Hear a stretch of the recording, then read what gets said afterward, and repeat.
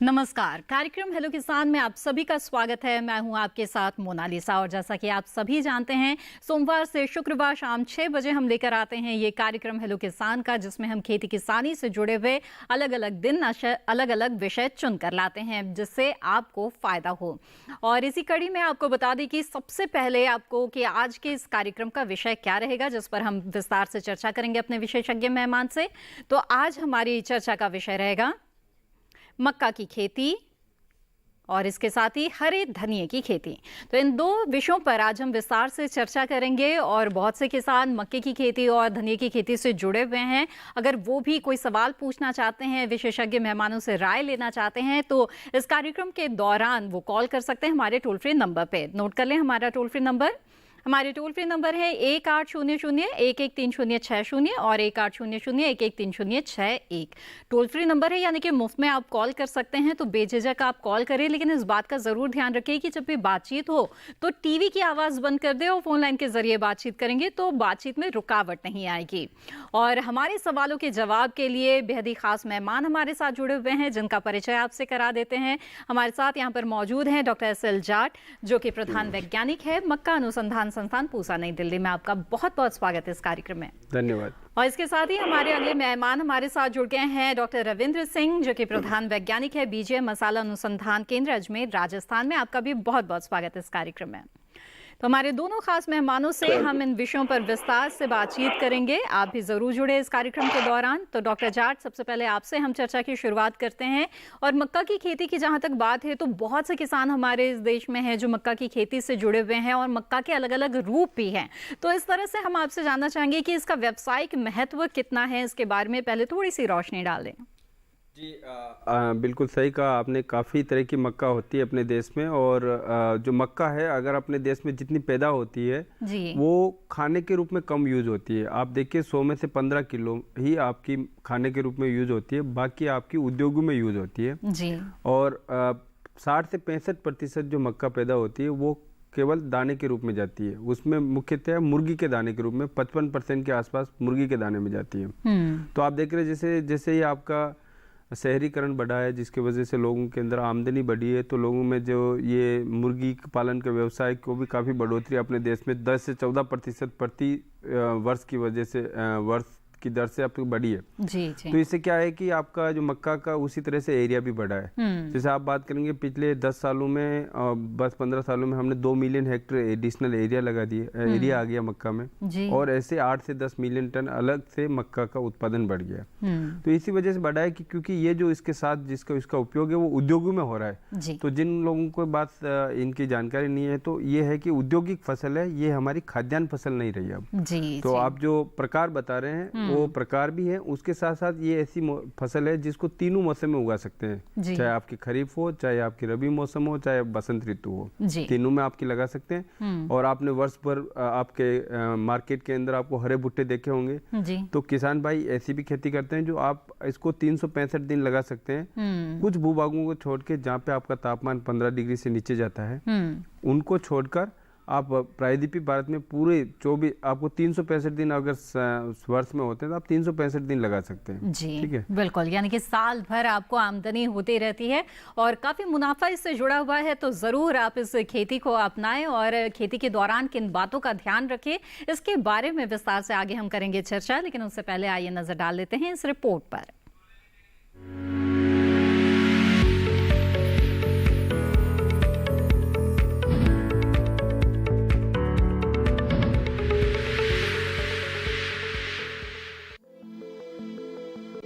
मक्का खरीफ की एक मुख्य फसल है।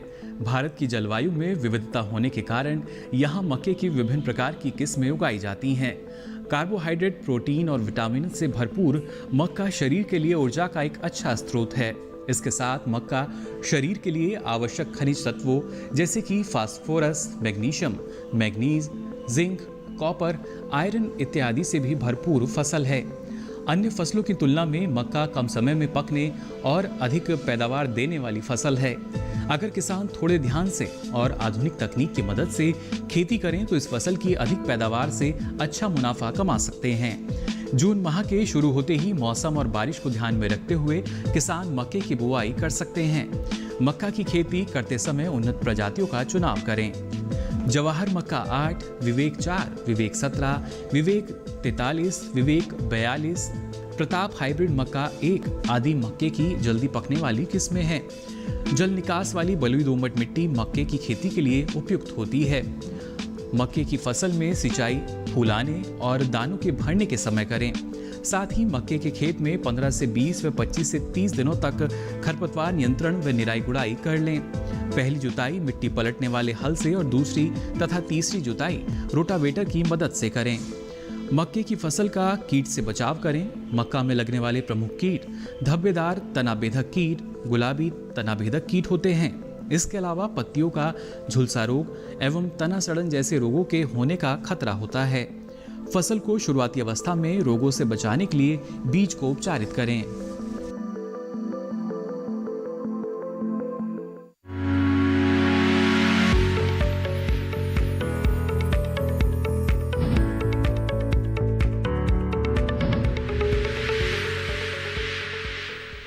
जी हाँ, तो मक्के की खेती से जुड़ी ये रिपोर्ट आपने देख ली। अब चर्चा को आगे बढ़ाते हैं और डॉक्टर रविंद्र, अब आपसे हम हरे धनिये की खेती के महत्व को लेकर के जानना चाहेंगे और किन बातों का ध्यान खासतौर पे इस समय किसानों को रखना चाहिए, इसके बारे में भी बताएं।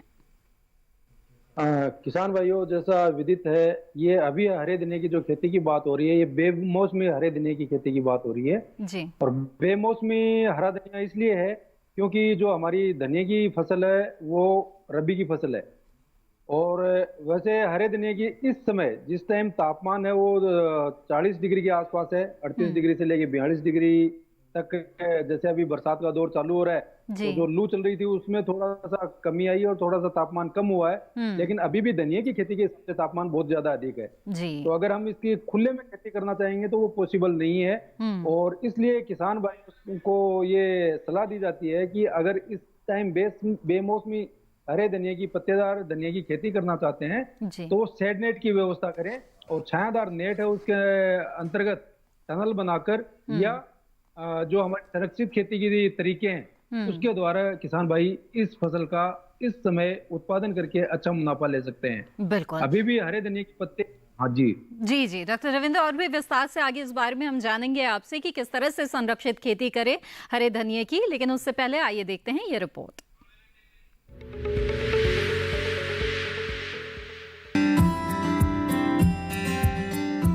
धनिया की खेती के लिए दोमट मिट्टी सबसे अच्छी मानी जाती है। खेत में जल निकासी का उचित प्रबंधन करें। बीज की मात्रा बुआई और सिंचाई की दशा पर निर्भर करती है। सिंचित दशा में 12 से 15 किलो बीज प्रति हेक्टेयर डालें। असिंचित फसल के लिए काली भारी मिट्टी अच्छी मानी जाती है।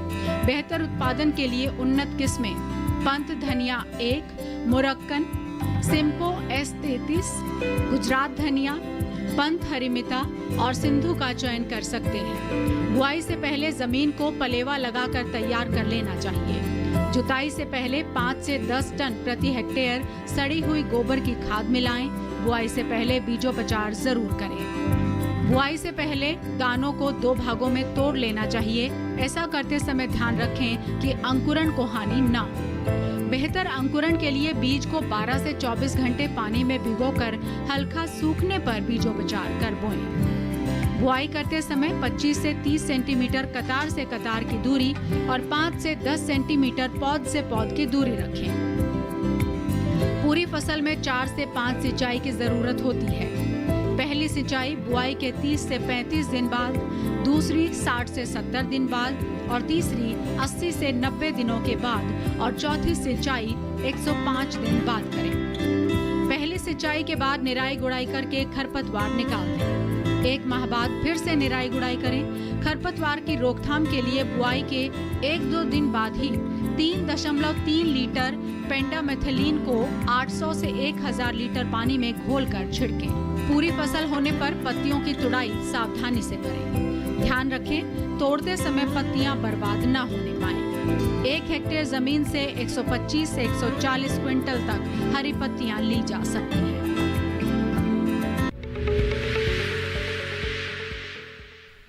जहाँ तो हरे पत्तेदार धनिये की खेती से जुड़ी हुई ये रिपोर्ट थी। बातचीत को यहाँ पर आगे बढ़ाते हैं और डॉक्टर रविंद्र, जैसा कि अभी आप बता रहे थे कि खुले खेत में हरे धनिये की खेती के मुकाबले में संरक्षित खेती अगर की जाए तो फसल को नुकसान नहीं होगा और किसान को मुनाफा होगा। तो इसके बारे में और भी विस्तार से जानना चाहेंगे कि किस तरह की जो संरचनाएं हैं वो तैयार करनी चाहिए और इसके बारे में किसानों को यहाँ कुछ सुझाव दें। इसमें जो इस समय गर्मी के मौसम में तापमान अधिक होने के कारण से और साथ में ब्राइट सनशाइन जो धूप है वो उसकी मात्रा भी बहुत ज्यादा होती है। जैसे मैं बात करूं इसको टेक्निकल भाषा में, अगर अपन लक्स मीटर की रीडिंग लेते हैं तो वो 700 से 800 लक्स मीटर की रीडिंग किलो लक्स रीडिंग आती है, जो कि बहुत ही अधिक है। और ये इस कारण से धूप तेज होने के कारण से और उस धूप में पराबैंगनी किरणें अधिक होने के कारण से पहली बात धनिया का जमाव नहीं होता, और जमाव भी हो गया तो पौधे हैं वो उसमें प्रकाश संश्लेषण वो सही से नहीं होता है और पौधे विकास उनका अवरुद्ध हो जाता है। तो उस चीज को ध्यान में रखते हुए जो संरक्षित खेती के तरीके हैं उसमें लो टनल है, वॉकिंग टनल है जिसको तल सुरंग बोलते हैं, और साथ में सेड नेट कवर्ड स्ट्रक्चर्स हैं जिनको पोली हाउस नेट हाउस वाली जो स्ट्रक्चर्स हैं उसके द्वारा हरे नेट द्वारा या सफेद नेट द्वारा उसको कवर करके और हरे धनिये की खेती हम आसानी से कर सकते हैं। बिल्कुल। तो इनमें से किस तरह की संरचना को बनाना चाहिए, किसान इस बात का निर्णय किस आधार पर लें? सबसे अधिक जो किसान भाई निर्णय लें वो उसकी लागत के हिसाब से जी। लागत मुख्य कारक है इसमें ध्यान रखते हुए, क्योंकि जो संरक्षित तरीके हैं उसमें सबसे मुख्य कारण किसान है वो अपना नहीं पा रहे हैं, वो लागत ही है। जी जी, तो इसमें लो टनल और वॉकिंग टनल है वो तरीका काफी सस्ता है और किसान आम किसान है वो उसको वहन कर सकता है। जैसे मैं बात करूं, अगर अपन सेडनेट कवर्ड टनल जो सेडनेट हाउस बनाते हैं उसकी लागत 600 से 700 रुपए पर स्क्वायर मीटर आती है। वही लागत घट के 100 से 125 रुपए आपको वॉकिंग टनल में आएगी और मुश्किल से 25 से 30 रुपए सेडनेट कवर्ड जो लो टनल्स हैं उनकी लागत आएगी। जी जी जी, बिल्कुल।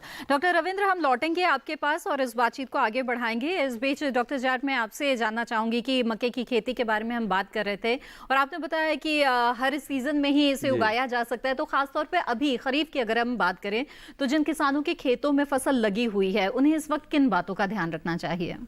जी, जिन किसानों के खेत पे अभी मौसम में फसल लगी है, जैसा कि मैंने बताया कि मुख्यतः जैसे 70% जो मक्का होती है वो इस समय पैदा होती है, लेकिन इसका भूभागीय क्षेत्र आपका 80% होता है और मुख्यतः आपके उत्तरी भारत के जितने भी राज्य हैं, चाहे पहाड़ी क्षेत्र हैं, और इन क्षेत्रों में पूरे देश में जितने ही राज्य हैं लगभग सारे राज्यों में इस मौसम में मक्का की खेती होती है। कहीं ज़्यादा होती है, कहीं कम होती है।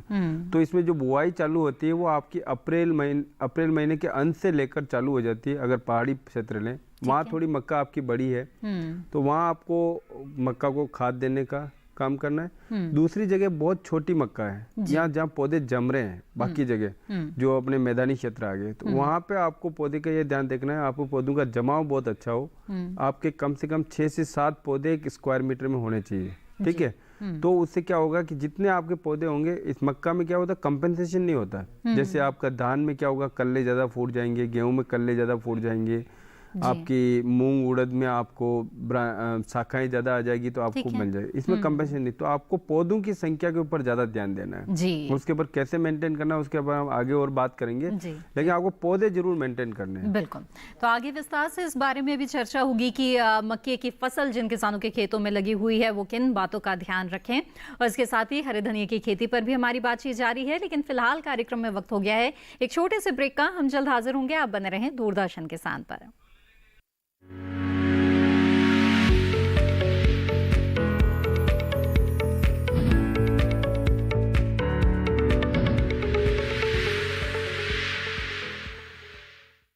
अरे भाई, सुना नहीं क्या? केसीसी ने किसानों का जिंदगी बदल दिया है। देश के छोटे किसान 1,60,000 रुपए तक का कर्ज बिना किसी गारंटी को ले पाएंगे। ब्याज खोरों से भी पीछा छुटा। मैं तो जैविक खेती का पूरा सामान मंगा लिया, केसीसी का भी कोई दबाव नहीं है। ब्याज चुकाने के लिए पूरा 1 साल मिलता है। समय पर भुगतान करने पर केवल 4% के सालाना ब्याज पे लोन मिल गया मुझे। अपना आधार कार्ड, लेटेस्ट फोटो और जमीन के कागजात लेके अप्लाई करो बस। और नामांकन भरने के लिए जेब भी ढीली नहीं करनी पड़ी।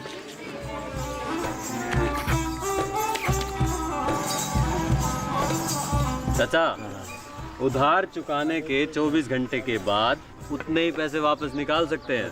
केसीसी ने किसानों की जिंदगी वाकई बदल दी है।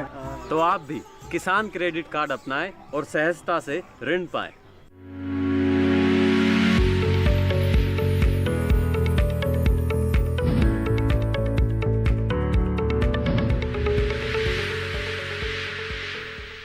ब्रेक के बाद आप सभी का फिर से स्वागत है। आप देख रहे हैं कार्यक्रम हेलो किसान और आज इस कार्यक्रम में हम मक्के की खेती और हरे धनिये की खेती के बारे में विस्तार से चर्चा कर रहे हैं अपने विशेषज्ञ मेहमानों से। अगर आप भी इनकी खेती से जुड़े हुए हैं, कोई सवाल पूछना चाहते हैं, राय लेना चाहते हैं तो आप इस कार्यक्रम में हमारे साथ जुड़ सकते हैं टोल फ्री नंबर पर कॉल करके। इस वक्त हमारे साथ एक कॉलर जुड़े हुए हैं, आइए उनसे बात करते हैं। नमस्कार, स्वागत है आपका। कृपया अपना नाम बताएं और कहाँ से कॉल कर रहे हैं। मैडम, मैं शुभम पाल बोल रहा हूँ। जी शुभम पाल जी। जी खंडवा जिले से बात कर रहा हूँ। जी पूछिए अपना सवाल। मैं मक्का बोया था मैडम, उसके गाभे के अंदर है ना। आपने मक्का लगाया हुआ है? मक्के के गाभे के अंदर इल्ली लगी हुई है। अच्छा, इल्ली लगी हुई है। बिल्कुल ठीक है। देखिए सोमपाल जी और सभी किसान भाइयों के लिए ये बात है कि ये जो इल्ली है इस बार हमारे देश में ये 2018 में आई थी इल्ली, मई 2018 में। उसके बाद ही हमारे देश में विभिन्न भूभागों में आई और पिछले साल ये कुछ खेतों में आई थी। इस बार पूरे देश में ये इल्ली आ रही है, लेकिन इस इल्ली से ये नहीं है कि अब ये मक्का हम नहीं लगाएंगे, ऐसे नहीं होगा, वैसे नहीं है। इस इल्ली से 2 साल तक इसका प्रकोप रहता है, जैसे हमने देखा है। ये विदेश से आई है, हमारे यहाँ पहले थी नहीं 2018 तक। तो इसका नाम है फाल आर्मी वर्म। और ये इल्ली क्या करती है, पौधे की गोब में रहती है और गोब को खाती है और आपको पता नहीं लगता, जब तक आप खेत के पास नहीं जाते जब तक आपको पता नहीं लगता कि आपके यहाँ इल्ली भी लगी हुई है। जी। तो सबसे पहले आपको इसके खेत के पास में जाना है और वहाँ देखना है, अगर उसका एक्सक्रीटा वहाँ पे पड़ा हुआ है तो आपको पता लग जाएगा। और ये नई पत्तियां खाती है हमेशा। क्या है, नई पत्तियां खाती है। किसान भाई अमूमन क्या देखता है, एक बार छिड़काव कर दिया दवाई का, उसके बाद वापस जाता है खेत में, देखेगा अरे यार अभी तो मेरी पत्तियों में छेद पड़े ही हैं, फिर और दवाई छिड़क देता है। ऐसा नहीं है, आपको देखना है कि जो नई पत्ती निकल रही है, सबसे नई पत्ती, वो आपकी सुरक्षित है कि नहीं है। अगर आपकी वो सुरक्षित है, इसका मतलब इल्ली मर गई है। अच्छा, ठीक है, आपको भयभीत होने की जरूरत नहीं है। तो ये इल्ली आपकी 2 से 3 पौधे की आपके ये होते हैं पत्तियां होती, उससे आना शुरू होती है और आपका जो भुट्टा बनने तक भी परेशान करती है। उसके बाद भी कभी कभी उसका देखा है प्रकोप। तो आपको करना क्या है, 2-3 दवाइयां हैं, वो आपको अगर एक बार एक दवाई छिड़की तो दूसरी बार आप दूसरी दवाई लें, फिर तीसरी दवाई लें। मतलब अलग अलग दवाई को लेना है, क्योंकि इसमें रेजिस्टेंस जो होता है कि रोग, उसके रोधी क्षमता आ जाती है, वो मरती नहीं बिल्ली। तो एक है इमामेक्टिन बेंजोइट है, ठीक है, और दूसरी क्लोरेंट्राइनिपोल है, और तीसरी है आपका स्पाइनोटरम।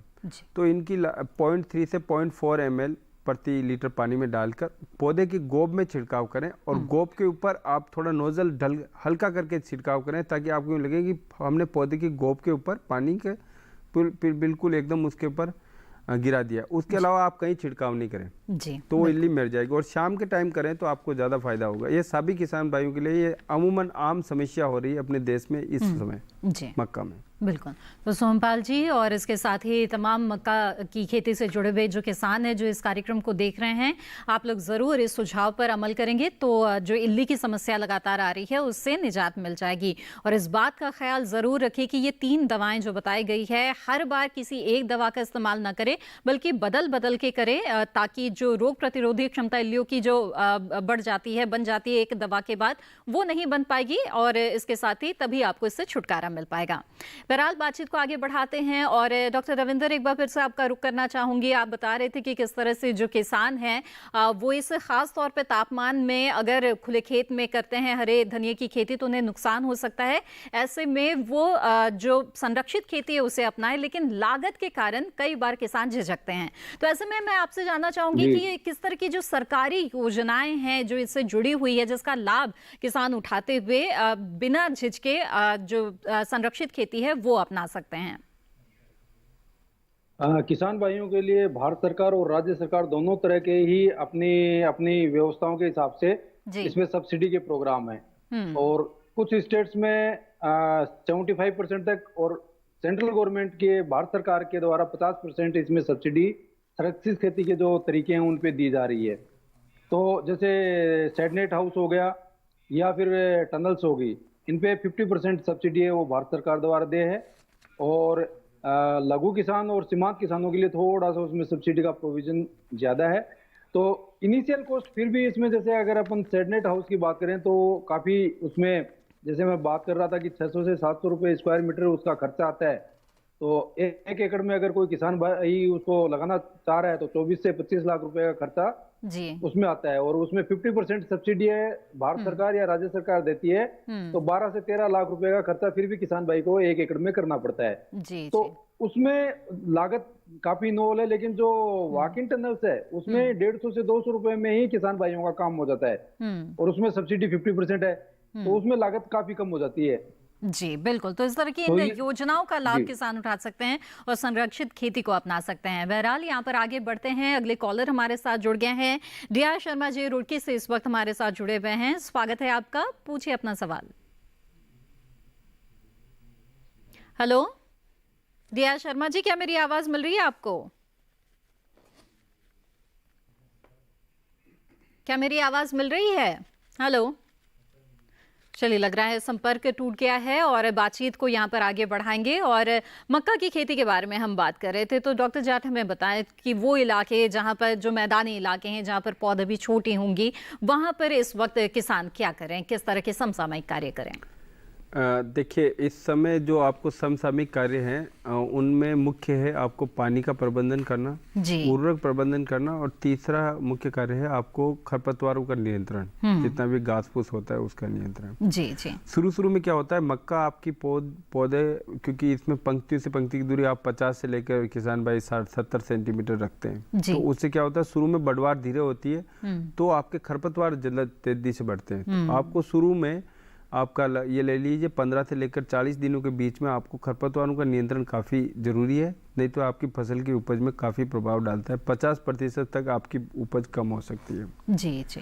तो ये आपको ध्यान रखना है। आप इनके लिए आप निराई गुड़ाई कर सकते हैं, बीच में आप बखर चला के उसके बीच पंक्तियों के बीच में खरपतवारों को खत्म कर सकते हैं। साथ में कुछ दवाई हैं, जैसे आप एट्राजीन है, उसको आप 0 से 3 दिन आप सोइंग किए जैसे उसके बाद अप्लाई कर सकते हैं, है ना। वो उस समय आपको ऐसा ध्यान रखना है, आपको एक परत बनानी है।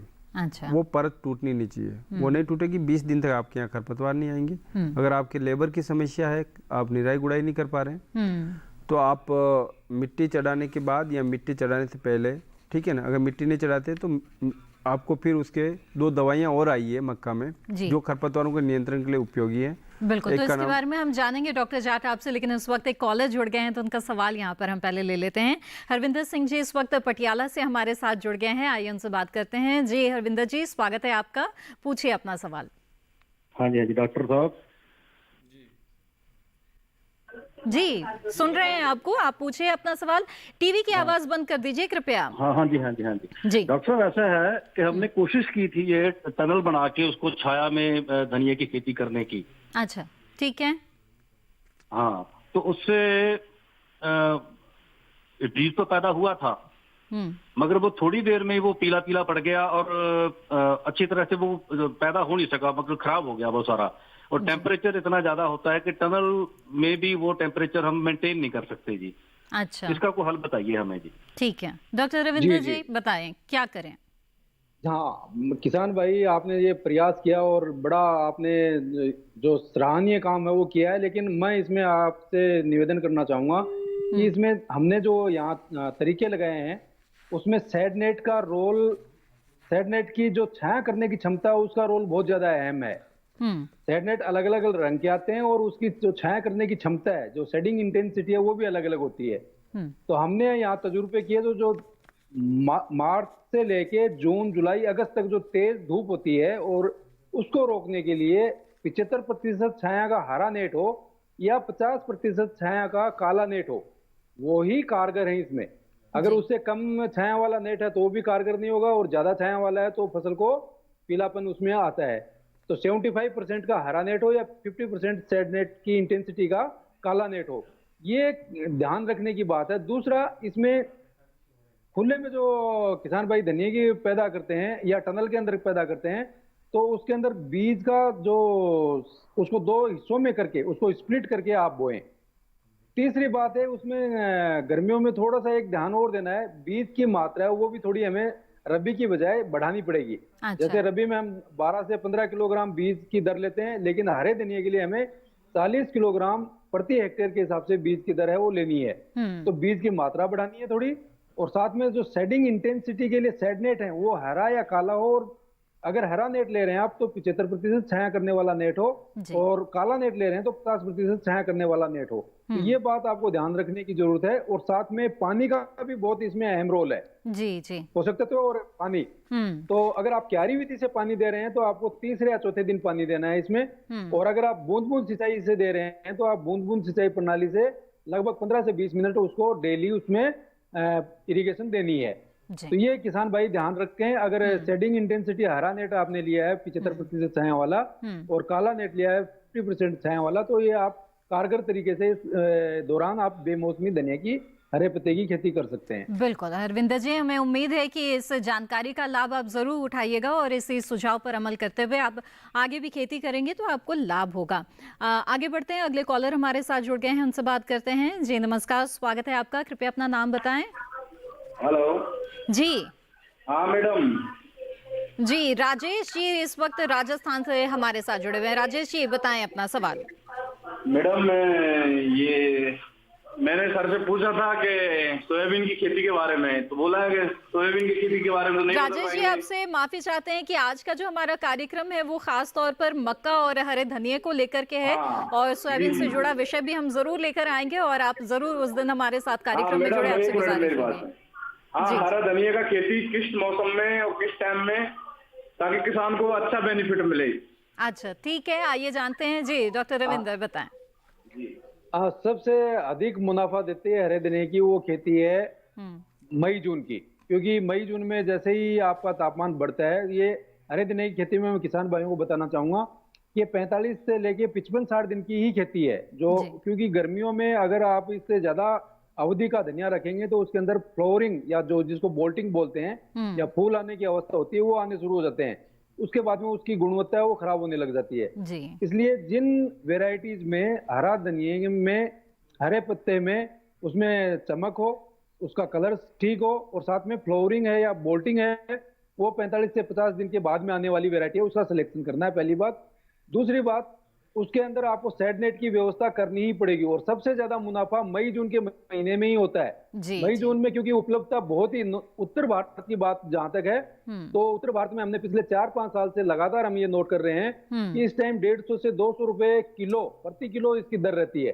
तो इस दर पे अगर हरा धनिया, हरे पत्तेदार धनिया की अगर किसान को आमदनी मिलती है तो सबसे अधिक फायदा देने, मुनाफा देने वाली वो अवस्था होती है। बिल्कुल। तो राजेश जी, मुझे उम्मीद है आपके सवाल का जवाब आपको मिल गया है। बातचीत को यहाँ पर आगे बढ़ाते हैं और डॉक्टर जाट, हम जो बातचीत कर रहे थे वो था कि खरपतवारों का नियंत्रण किस तरह से करें मक्के के खेतों में, और दवा, कौन सी दवा का छिड़काव कर सकते हैं। हाँ जी, जैसे मैंने बता दिया कि बुआई के बाद कौन सी छिड़कनी, लेकिन जो बुआई के 20 से 30-35 दिन तक जी वापस खरपतवारों का दूसरा फ्लश आता है, और उसको कंट्रोल करने के लिए जैसे आपके पास टेम्बोट्रिन करके एक दवा है जो लोडिस के नाम से मार्केट में आती है जी। वो आप 115 ml का एक डिब्बा आता है प्रति एकड़ के हिसाब से, उसमें लोडिस एक्टिवेटर मिला दें।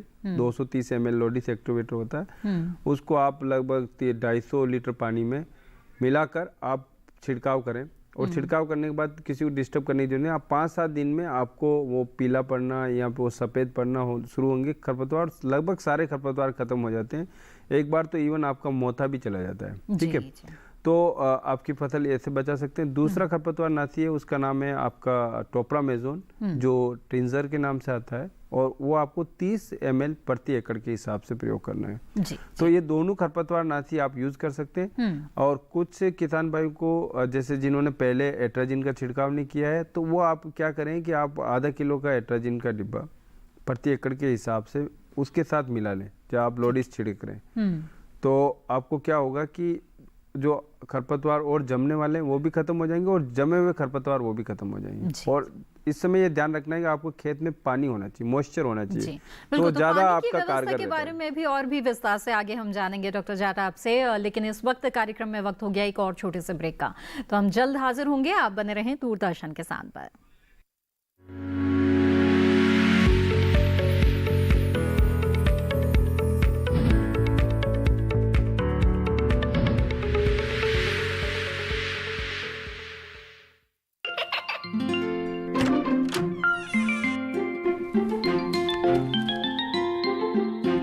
क्या हो रहा है? काशवी, इतने कम मार्क्स? काशू, बेटा पढ़ा करो। पढ़ोगी नहीं तो आगे कैसे बढ़ोगी? मम्मा, मैं भी तो आपसे यही कहना चाहती हूँ, पढ़ा करो। आप पढ़ोगे नहीं तो आगे कैसे बढ़ोगे? मतलब? वो देखो। सिर्फ बैक पर छपा ऑर्गेनिक नहीं, ऑर्गेनिक का निशान पहचानिए। पीजीएस ऑर्गेनिक का ये लोगो उन किसानों की पहचान है जो आज भी परंपरागत विधि से रसायन मुक्त खेती कर आपके लिए शुद्ध फसल उपजा रहे हैं। अब समझे मम्मा, अगर मैं प्योर ऑर्गेनिक फूड नहीं खाऊंगी तो अच्छे मार्क्स कहाँ से लाऊंगी? अच्छा बच्चों, जैविक खेती की इस मुहिम को आगे बढ़ाइए, शुद्ध ऑर्गेनिक अपनाइए।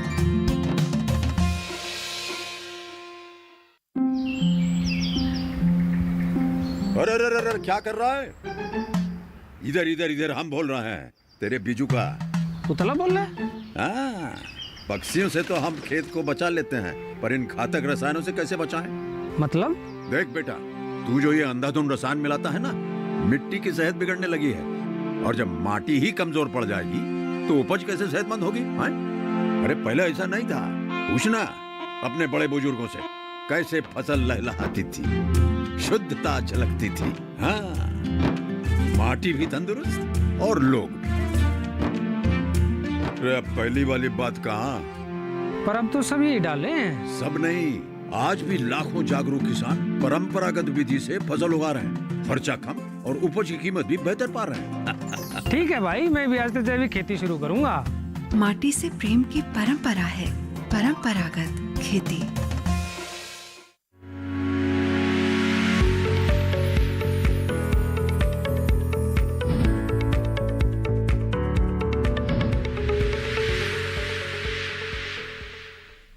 ब्रेक के बाद आप सभी का फिर से स्वागत। आज हम हेलो किसान कार्यक्रम में मक्के की खेती और हरे धनिये की खेती के बारे में कर रहे हैं चर्चा।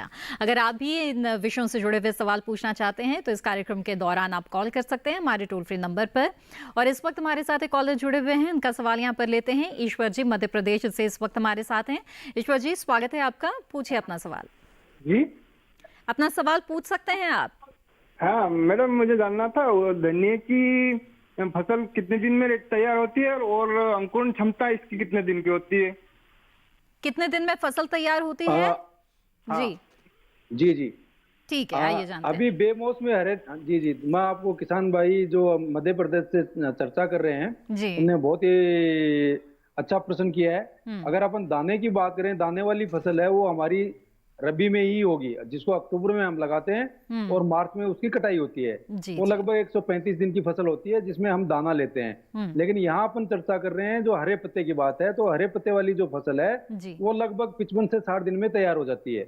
और उसमें बेमौसमी सीजन की बात करें तो मार्च से लेके अगस्त सितंबर तक, जब तक तापमान ज्यादा है और जब तक धूप में तेजी है, जिसको हम सनशाइन आवर्स और सन इंटेंसिटी की बात करते हैं, तो वो ज्यादा है, उसको कम करने के लिए हम बेमौसमी धनिये की खेती शेडनेट या संरक्षित खेती के तरीकों के द्वारा कर सकते हैं। तो उस फसल की अवधि केवल 55 दिन तक की होती है। 45 से लेके 60 दिन की मैक्सिमम अवधि होती है। 2 महीने में वो फसल काट कर किसान भाई उसका मुनाफा ले सकते हैं। जी जी बिल्कुल। इसके साथ ही डॉक्टर रविंद्र जानना चाहेंगे कि संरक्षित खेती के लिए जो किस्में हैं हरे धनिये की, उनके बारे में भी हमें बताएं, कुछ अच्छी किस्में जिनका चुनाव किसान करें। हाँ, मैं किसान भाइयों से ये चर्चा करना चाहूंगा कि हमारी एक सेंटर की वैरायटी है अजमेर ग्रीन कोरिएंडर, जो केवल बेमौसमी हरे धनिये के लिए ही तैयार की गई है। जिसका इजाद है वो केवल बेमौसमी धनिये के लिए ही किया गया है। उसमें खुशबू बहुत अच्छी है, उसके पत्ते में चमक बहुत अच्छी है और वो उसका जो बोल्टिंग जो मैं बात कर रहा था जिसमें फूल आते हैं वो 60 दिन के बाद में ही आते हैं, 62 दिन में उसमें फूल आते हैं जी। तो वो वैरायटी बहुत अच्छी है। इसके अलावा आप अपने कृषि विज्ञान केंद्र में, जहां भी आपका कृषि विज्ञान केंद्र है आसपास में, वहां से संपर्क करके आप वहां जो लोकल वेरायटी है उनसे भी आप पता लगा सकते हैं। बस ध्यान उसमें ये रखना उस वेरायटी में बोल्टिंग है या फ्लावरिंग है वो लेट आनी चाहिए, क्योंकि बेमौसमी धनिया वो इसी चीज के लिए जाना जाता है कि उसमें खुशबू अच्छी हो, उसमें पत्ते की साइज अच्छी हो और साथ में उसमें फूल देरी से आए। तो वो वैरायटी आपको चुनाव करना है। ऐसी वैरायटी आपको अजमेर से भी मिल जाएगी और हमारे कृषि विज्ञान केंद्र हैं अलग अलग जिलों में, वहां से भी आप पता लगा के और वो वैरायटी का चुनाव कर सकते हैं। जी बिल्कुल।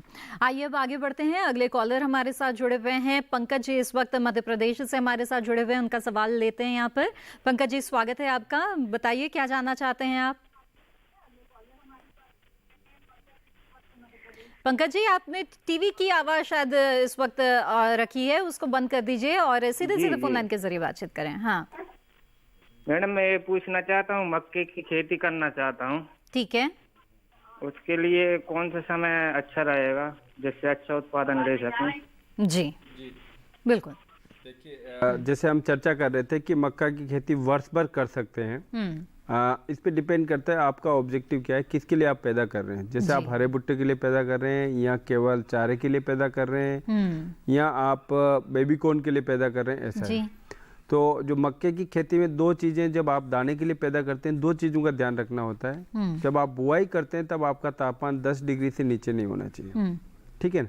अगर उससे नीचे होता है तो आपका बीज सड़ जाता है। जी। ऐसे ही अगर आप जो बुआई कर रहे हैं उसके बाद आपका झंडा आता है, लगभग आप 45 दिन के बाद, जो उसकी नर मंजरी कहते हैं, वो 45 दिन बाद जब आती है, उस समय ना तो ज्यादा बारिशें होनी चाहिए। ज्यादा बारिश होगी तो क्या होगा, सारा पोलन धुल जाएगा। वैसे इसमें एक एक के अंदर 20-20 लाख पोलन होते हैं, ठीक है।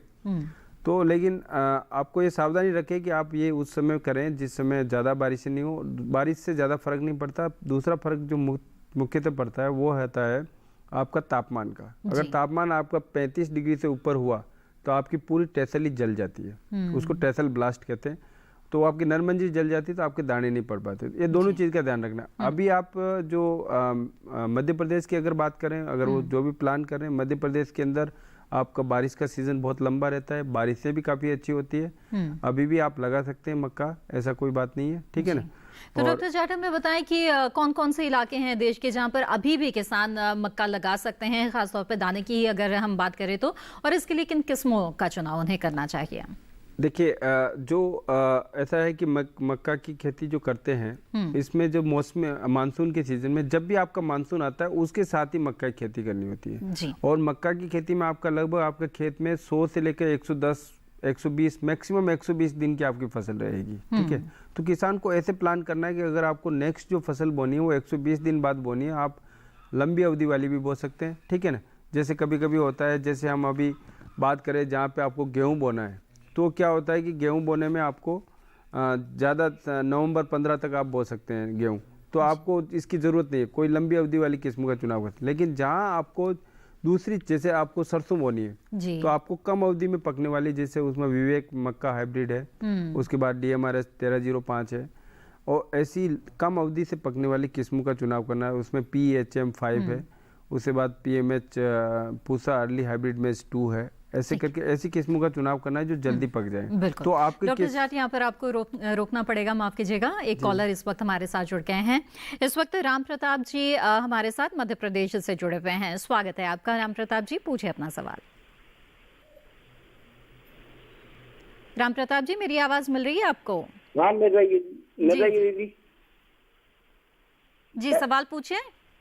बरसात के दिनों में हम कौन सी किस्म का चयन करें? धनिया की धनिया की कौन सी किस्म का चुनाव करे? हाँ, इस बार जुलाई के महीने में, जुलाई में अगर लगाना चाहते हैं तो ठीक है। कौन सी नीलानाशक लगाएं?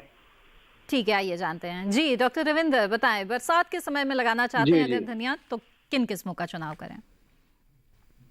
उसके लिए आपका ACR 1 है, पंत हरितमा है, AGCR 1 है। अगर हरे धनिया के लगा रहे हैं तो ये वेराइटियां अच्छी परफॉर्म करती हैं, इनमें पत्ते की साइज अच्छी होती है और इसमें बोल्टिंग है वो लेट होती है। तो हमारा ध्यान ये रखना है इसमें, जिन वेराइटीज में आपके क्षेत्र में, जैसे एग्रीकल्चर यूनिवर्सिटी है, उसकी कुछ वेराइटीज निकली हुई हैं, उनमें सबसे ज्यादा लेट बोल्टिंग, जिसमें सबसे लेट फ्लावरिंग हो, उन वेराइटियों को आप चुनाव कर सकते हैं। अगर बीज की उपलब्धता आपके क्षेत्र में नहीं है तो आप अजमेर से संपर्क कर लें और आपको बीज की उपलब्धता यहाँ से करवाई जाएगी जी। तो वही वेराइटी को आपको सिलेक्ट करना है जिसमें फ्लावरिंग है या बोल्टिंग है वो लेट हो। जी बिल्कुल। डॉक्टर रविंद्र, हमें ये बताएं कि धनिया की अच्छी उपज हासिल करने के लिए पोषक तत्व प्रबंधन पर किसानों को किस तरह से ध्यान रखना चाहिए? जी किसान भाइयों, जैसे अपना हरे धनिया की बात करें तो हरे पत्तेदार धनिया के लिए, बेमौसमी धनिया के लिए पोषक तत्वों की आवश्यकता आपको, जैसे खेत तैयार करते हैं आप शेड नेट या टनल्स के अंतर्गत, तो लगभग प्रति हेक्टेयर की बात करें तो 20 क्विंटल के आसपास अच्छी सड़ी हुई गोबर की खाद या कंपोस्ट खाद इसको पहले मिलाना है, क्योंकि हरा धनिया वो 45 से 55-60 दिन में ही पूरा तैयार करना है अपने को, तो उसकी खुराक की मात्रा ज्यादा चाहिए। फिर उसके अंतर्गत हमें लगभग 20 किलोग्राम से लेके 30 किलोग्राम प्रति हेक्टेयर नत्रजन डालनी है, और इतनी मात्रा में फॉस्फोरस और पोटास ये डाल के, ये बुआई के समय की मात्रा है। और उसके बाद में 2 बार इसमें लगभग 10 से 12 किलोग्राम यूरिया है, वो आपको 35 दिन के ऊपर और एक कटाई से लगभग 2-3 दिन पहले ये यूरिया का भी छिड़काव इसमें करना पड़ेगा, जिससे कि पत्ता है उसमें वजन ठीक रहे और उसमें हरापन रहे और साथ में उपज भी अच्छी हो। तो मेन मुख्य बात ये ध्यान रखनी है, एक तो अच्छी सड़ी हुई गोबर की खाद आपको शुरू में मिलानी है जिस टाइम खेत तैयार करते हैं, और बाद में स्प्लिट एप्लीकेशन नत्रजन का देना है, यूरिया का देना है। बिल्कुल बिल्कुल। और इसी के साथ यहाँ पर कार्यक्रम में वक्त है एक और छोटे से ब्रेक का। ब्रेक के बाद भी मक्के की खेती और हरे धनिया की खेती पर हमारी चर्चा जारी रहेगी। आप भी जरूर जुड़े हमारे साथ इस कार्यक्रम में। फिलहाल लेते हैं ये छोटा सा ब्रेक।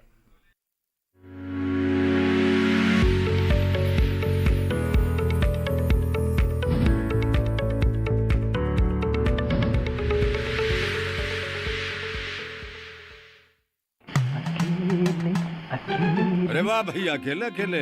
अरे तू भी ले, पर खाएगा कैसे? मैं ऑर्गेनिक खेती की बात कर रहा रे बेटे। अकेले अकेले खेती कब तक करेगा? मतलब गांव में 20-25 किसानों का समूह बना के पंजीकरण करवा ले, फिर सरकारी ट्रेनिंग भी मिलेगी और मुफ्त जैविक बीज खाद भी। फिर बीजीएस ऑर्गेनिक की सरकारी मोहर के साथ तेरी उपज आकर्षक पैक में पहुंचेगी बड़े बाजार तक। अच्छा? हाँ। अरे भाई कहाँ चल दिया? सबको साथ लाने, आमदनी बढ़ाने।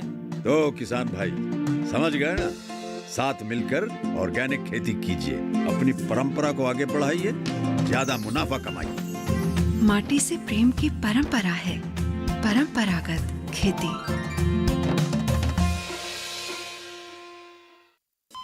अरे सुन तो। मुझे क्या सुनाना चाहते हो? जो सुनाओ मेरी सौतन को। किसको? अरे वही तुम्हारा मोबाइल फोन जिससे सुबह शाम दिन रात चिपके रहते थे और कहते थे किसान कॉल सेंटर से बातें हो रही हैं। अच्छा ये बात है। हाँ क्यों, क्या हुआ? अब बात नहीं होती क्या? अब तो झट से बात हो जाती है। ऐसा क्या? हाँ, अब तो ज्यादा लाइनें और खास तकनीक के कारण खेती के माहिरों से तुरंत बात हो जाती है। और अगर कभी लाइन व्यस्त हो तो अपनी समस्या फोन पर रिकॉर्ड करा दो, वहाँ से फोन आ जाता है और समस्या की हल का मैसेज भी आ जाता है। ये देखो आ गया। अरे वाह, इसका मतलब इंतजार की घड़ी अब खत्म। हाँ। तभी मैं सोचूं कि आजकल मुझ पर इतना प्यार क्यों आ रहा है। कृषि संबंधी समस्याओं का अपनी भाषा में तुरंत हल पाने के लिए पूरे भारत में किसी भी फोन से हेल्पलाइन नंबर पर संपर्क करें। किसानों का दोस्त किसान कॉल सेंटर।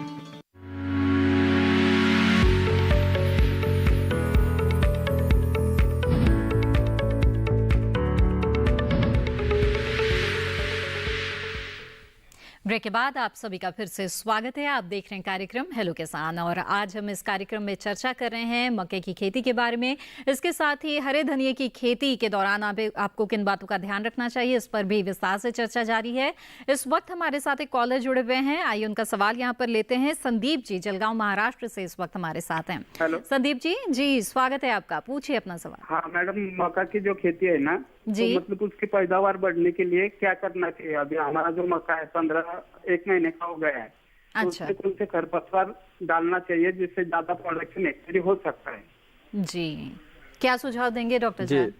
संदीप जी, ये मेरे मन में भी था कि किसान भाई कैसे कैसे अधिक उपज ले सकें और उसके बारे में हम बताएं किसानों को। सर देखिए, जो इस अवस्था में जो मक्का होती है या इससे थोड़ा सा पहले, मतलब 1 महीने से 25 से 30 दिन के बाद ऐसा तय होता है कि आपका भुट्टा किस साइज का होगा। ठीक है ना? तो आप समझ गए कि ये अवस्था कितनी इम्पोर्टेंट है, हमारे लिए कितनी महत्वपूर्ण है। तो भुट्टे में कितनी लाइनें हो सकती है, ये सब होगा, तय होगा, बाद में तय होगा। अगर आप सही चीज़ें देते हो तो वो भुट्टा आपका बन पाता है, तो आपका भुट्टे की साइज तय हो जाती है। तो आपको क्या करना है, इस अवस्था के ऊपर ना तो खरपतवार रहने देने और ना ही आपको पानी की कमी महसूस होने देनी है, ठीक है ना। और पानी की कमी के साथ साथ एक इम्पोर्टेंट और है कि पानी आपका खड़ा भी नहीं रहना चाहिए मक्का में। अगर खड़ा रह गया तो भी आपको नुकसान, 12 घंटे से अगर ज़्यादा पानी खड़ा रह रहा है तो आपको जल को निकास करना है, ठीक है। और अगर सूखा ज़्यादा रह रहा है तो आपको पानी भी देना है, हल्का पानी और हल्का खाद। मक्का का सबसे बड़ा रूल है हल्का पानी, हल्का खाद। उसके साथ साथ आपको पौधों की संख्या 6 से 8 पौधे 1 स्क्वायर मीटर में आप रखें, ये सबसे बड़ा गुण है। और इस समय आप 1 बैग प्रति एकड़ के हिसाब से यूरिया दें, उसको पौधे के पास में देके बिल्कुल बुरक के, तो वो आपको पौधों की जड़ों के ऊपर जाएगा अच्छे से। और उसके बाद मिट्टी चढ़ा दें और आपकी फसल में आप अच्छी उपज ले सकते हैं, जो अवस्था इन्होंने 1 महीने की बताई है। तो जिनकी भी ऐसी अवस्था है वो आपकी यूरिया देने के बाद मिट्टी चढ़ा दें और मिट्टी चढ़ाने के बाद भूल जाएं, आपकी मक्का बहुत बढ़िया हो जाएगी, अच्छा होने की संभावना। बिल्कुल। आइए अब एक बार फिर से रुक करते हैं। डॉक्टर रविंदर भी लगातार हमारे साथ जुड़े हुए हैं, जिनसे हम हरे धनिया की खेती के बारे में बातचीत कर रहे हैं। डॉक्टर रविंदर, आपसे जानना चाहेंगे कि जब संरक्षित खेती कर रहे हैं तो ऐसे में किस तरह से जो फसल की देखभाल है वो किसानों को करनी चाहिए। अगर सिंचाई की बात करें, आपने पोषक तत्व प्रबंधन के बारे में तो बताया ही, लेकिन इसके साथ ही फसल के लिए पानी सबसे महत्वपूर्ण होता है, तो सिंचाई की व्यवस्था के बारे में भी यहाँ पर हमें बताएं। किसान भाइयों, जो संरक्षित किसान खेती कर रहे हैं वो किसान भाई बूंद बूंद सिंचाई प्रणाली लगाते हैं साथ में जी। अगर आपने बूंद बूंद सिंचाई प्रणाली लगा रखी है तो आपको गर्मियों के मौसम में अगर खुले खेत में अगर अपन बात करें तो लगभग आपको रोज ही पानी देना पड़ेगा। लेकिन हमने संरक्षित तरीका लगा रखा है जो कि सेडनेट लगा रखा है, वो पानी को उड़ने नहीं देता, तो हमें उसमें तीसरे या चौथे दिन पानी देने की आवश्यकता पड़ती है अगर बहुत ज्यादा तापमान है, बहुत ज्यादा गर्मी है। और अगर तापमान थोड़ा कम है, जैसे 40 डिग्री के आसपास है या 38 डिग्री के आसपास है, तो आप वो पानी की जो मात्रा है वो भी कम लगेगी और पानी की जो अंतराल है वो भी अधिक हो जाएगा। जैसे 7 दिन तक हम 7 दिन या 6 दिन के बाद में भी इसको पानी दें तो हमारी इसकी पानी की आपूर्ति है वो पूरी कर देता है। लेकिन खुले खेत में अगर किसान भाई ने लगा रखा है और कोई बाग में या बगीचे में पेड़ों की छाया में लगा रखा है, तो उस अवस्था में किसान भाई को लगभग रोज ही पानी देना पड़ेगा, क्योंकि पानी का लॉस है वो ज्यादा इवोपरेशन से हो रहा है। पानी का जो भाप बन के उड़ता है उससे नुकसान ज्यादा हो रहा है। और गर्मियों में तापमान भी ज्यादा है, तेज हवा भी होती है, उसके कारण से पानी का जो आवास है वो बहुत जल्दी होता है। जी बिल्कुल। आगे बढ़ते हैं। इस वक्त एक कॉलर हमारे साथ जुड़ गए हैं, उनका सवाल लेते हैं। राजकुमार जी मध्य प्रदेश से हमारे साथ हैं। राजकुमार जी, स्वागत है आपका, बताइए क्या जानना चाहते हैं। नमस्कार मैडम। जी नमस्कार। मैम, मक्के की फसल के बारे में जानकारी थी मुझे। जी जी पूछिए। मक्के की फसल में मैम ये है कि जैसे कि बीज वगैरह सब अच्छी किस्म के डालते हैं, उसके बावजूद जो मक्का उसमें भुट्टा आता है मैडम वो कमजोर छोटा रह जाता है, तो उसके लिए अच्छे भुट्टे और व्यवस्थित फसल के लिए कुछ टिप्स वगैरह चाहिए थे।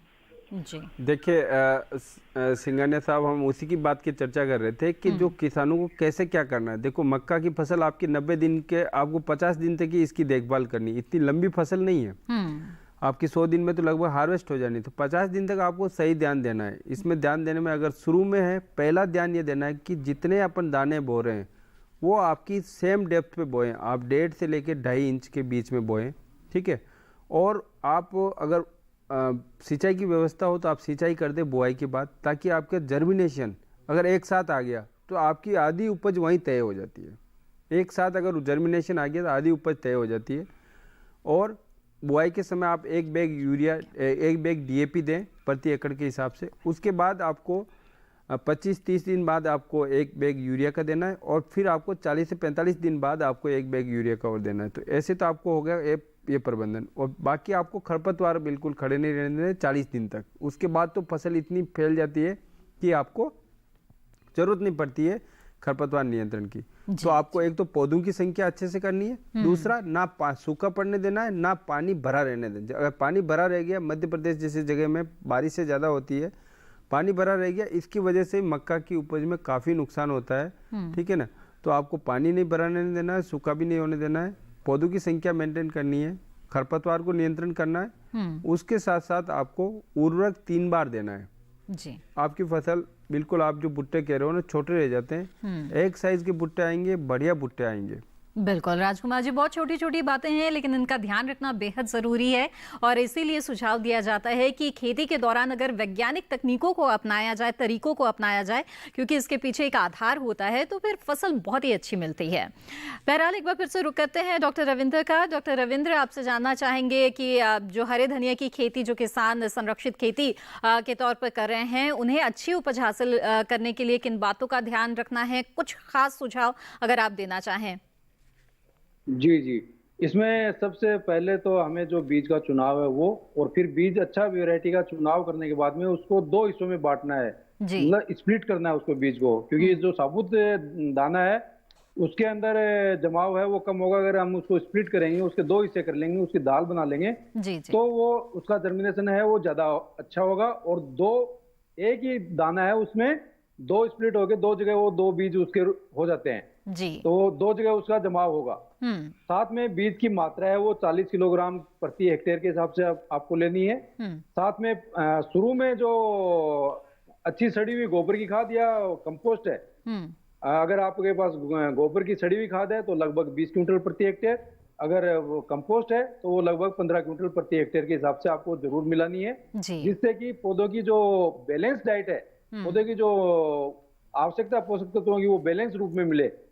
उसके बाद में शुरू में जो हमारे नत्रजन है उसका 1/3 हिस्सा, जैसे 40 किलोग्राम हम इसके अंदर किसान भाइयों को डालने के लिए कहते हैं प्रति हेक्टेयर 40 किलोग्राम नत्रजन डालनी चाहिए, तो उसका लगभग 1/3 एक तिहाई हिस्सा बुआई के समय डालना है, और बाकी के जो 1/3 एक तिहाई और 1 तिहाई मात्रा है वो 2 बार में, पहली मात्रा वो लगभग 20-22 दिन पे जब जमाव हो जाता है, क्योंकि इसमें धनिया में जो गर्मियों में भी जो जमाव है या इसका अंकुरण है वो लगभग 7 से 8 दिन या 10 दिन तक ले लेता है क्योंकि इसलिए किसान भाइयों को ध्यान ये रखना है कि बीज है वो ज्यादा गहरा नहीं गिरे, केवल 1 सेंटीमीटर गहराई में ही बीज गिरना चाहिए।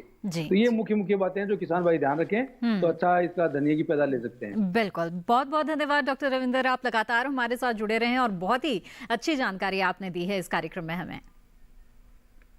जी चलिए बातचीत को यहाँ पर आगे बढ़ाते हैं और इसके साथ ही डॉक्टर जाट आपसे जानना चाहेंगे कि इस वक्त हम देख रहे हैं कि जो लोगों की खाने पीने की आदतें हैं उनमें काफ़ी बदलाव हो गया है और ऐसे में जो स्वीट कॉर्न है, बेबी कॉर्न है, इनकी भी अच्छी खासी मांग निकलने लगी है। तो अगर इसकी खेती किसान करना चाहते हैं तो उन्हें आप क्या कहना चाहेंगे? देखिए, स्वीट कॉर्न और बेबी कॉर्न और इस समय में ये एक अच्छे उपाय आए हैं जिनमें आपको जो हमें किसानों की आय दुगुनी करनी है। कुछ किसान भाई अगर छोटे छोटे स्तर पे इसको करें, उनको इस तरह से खेती स्टार्ट करनी है कि उनके आसपास के एरिया में ही उसकी खपत हो। उनको ये नहीं करना है हमेशा हम एक्सपोर्ट करें। एक्सपोर्ट होता है ये बेबी कॉर्न, आपका यूरोपियन कंट्रीज में एक्सपोर्ट होता है जी। स्वीट कॉर्न आप देख रहे हैं कि हर जगह मार्केट में आ रहा है, उसके दाने भी फ्रीज करके आ रहे हैं, वो भी आपको मार्केट में मिलने लगे। तो जो भी स्टार्ट करना चाहता है वो आपका ऐसे करें कि आपका जैसे एक खेत है, 1 एकड़ का खेत है, उसको 2 से 3 भागों में बांट लें या 4 भागों में बांट लें और उसको 7-7 दिन बाद में अंतराल पे बोएं। तो स्वीट कॉर्न की कुछ किस्में हैं जिसमें मिस्टी है, आपका हाइब्रिक्स 39 है, हाइब्रिक्स 53 है और आपकी N75 है जो शुगर 75 के नाम से आती है और मिठास है। ऐसी कुछ किस्में हैं जिनका चुनाव कर सकते हैं किसान भाई। और इसकी जो बीज दर है वो 8 किलोग्राम प्रति हेक्टेयर होती है, जो आपका 2 से 3 किलोग्राम ही 1 एकड़ का चाहिए। बीज काफी कम चाहिए लेकिन महंगा होता है। और किसान भाई इसको 1 से 1.5 इंच गहरा ही बोए, ज्यादा गहरा नहीं बोए। जी जी, तो बहुत ही अहम सुझाव आपने दिए हैं। मुझे उम्मीद है कि जो किसान इस कार्यक्रम को देख रहे हैं वो जरूर इन सुझावों पर अमल करेंगे। आपका बहुत बहुत धन्यवाद डॉक्टर जाट इस कार्यक्रम में शामिल। धन्यवाद। जी हाँ, तो आज विस्तार से जाना आपने कि मक्के की खेती के दौरान आपको किन बातों का ध्यान रखना चाहिए, उसके साथ ही हरे धनिये की खेती आपके लिए किस तरह से फायदेमंद हो सकती है। हमें उम्मीद है कि इन जानकारियों का लाभ आप जरूर उठाएंगे। अगर खेती किसानी के दौरान किसी तरह की समस्या के बारे में आप हमें लिखकर भेजना चाहते हैं तो आप हमें ईमेल कर सकते हैं और ईमेल के जरिए भी आप अपने सवाल हम तक पहुँचा सकते हैं। हमारी कोशिश ये रहती है कि जो आपके सवाल है उन्हें हम अपने विशेषज्ञों तक लेके जाए और उसका समाधान हम उनसे पूछें।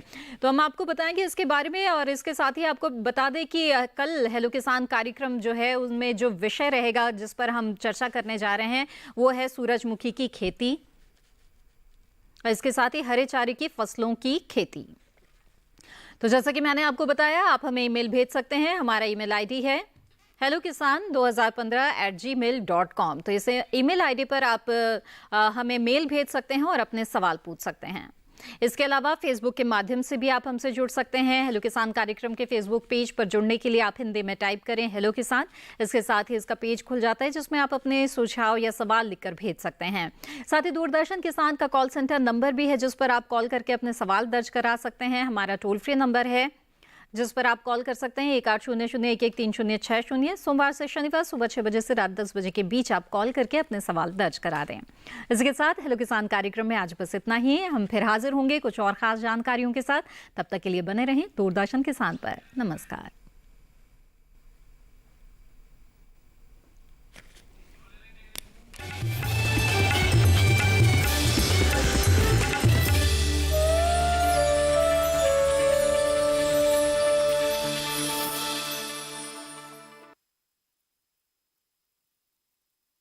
चुप नहीं बैठेंगे तो हम चुप नहीं बैठेंगे।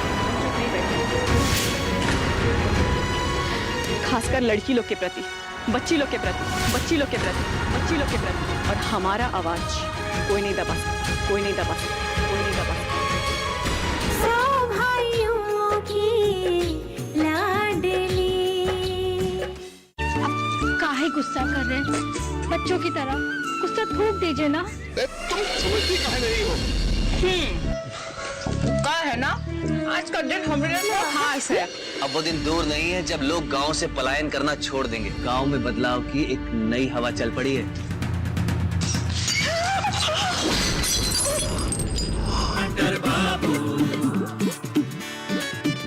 गांव हंटर बाबू का देखिए सोमवार से शुक्रवार रात 8:30 बजे। नमस्कार, मैं हूं आपके साथ श्वेता श्रीवास्तव और आज मैं आपको लेकर चलूंगी भारत के मसालों की चटपटी दुनिया में।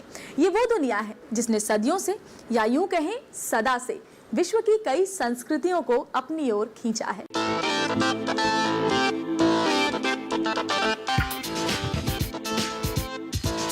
मसाले के तमाम पहलुओं पर एक विशेष कार्यक्रम मसाला इंडिया रविवार दोपहर 12 बजे सिर्फ डीडी किसान पर। कैसे करें मछली का उन्नत उत्पादन, जानेंगे कि कौन कौन से कार्य कर रहा है राष्ट्रीय मत्स्य आनुवंशिक संसाधन ब्यूरो, जिससे स्वस्थ और बेहतरीन मछली उत्पादन पाया जा सके। देखिए कृषि शिक्षा और अनुसंधान सुबह 7:30 बजे डीडी किसान पर। हिम्मत, मेहनत, लगन, आर्थिक रूप से आत्मनिर्भर और सशक्तिकरण की नई परिभाषा, स्वरोजगार का नया दौर, महिलाओं के जीवन की नई भोर,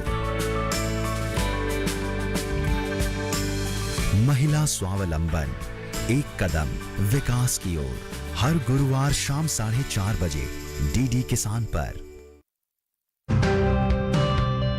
जलते सूरज में तपकर पथरीली जमीन पर सींची है इन्होंने कामयाबी।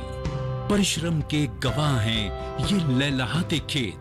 हरियाली बयां कर रही है इनके जुनून की कहानी। हम ला रहे हैं कहानियां किसानों के संघर्ष से सफलता तक की। देखिए हौसला हर सोमवार शाम 4:30 बजे सिर्फ डीडी किसान चैनल पर। सेहत से भरपूर हमारे पारंपरिक पकवान, जैसी आबो हवा वैसा खान पान, स्वाद और पोषण का लीजिए मजा। देखिए हमारी पाकशाला।